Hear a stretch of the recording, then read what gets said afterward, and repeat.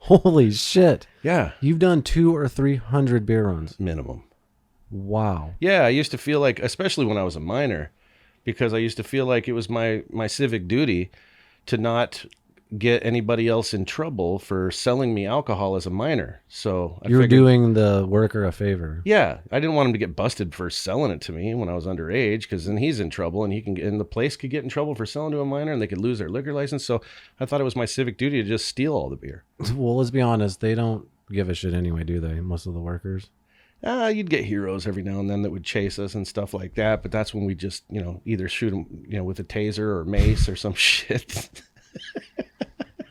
Yeah. So you guys would just, if a hero was coming after you on a beer run, you would just fucking tase their asses, or? We had a stun gun at the time, so we used to, like, when we go we call them doing wahoos at like Circle K.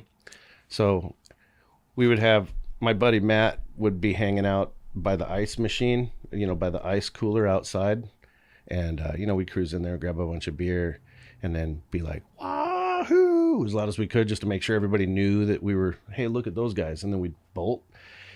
And then sometimes somebody would, rather than just calling the cops, he'd jump over the counter and try to chase us down. And if they did, we'd just run right past that cooler, and Matt would be waiting there when they came by. Jesus.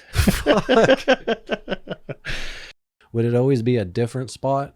Different location, like different location, a store. Yeah. Oh yeah, we were all over the place. So you probably hit up every location in Phoenix. Anywhere within like probably a 5 or 8 mile radius of where we lived up north in North Phoenix.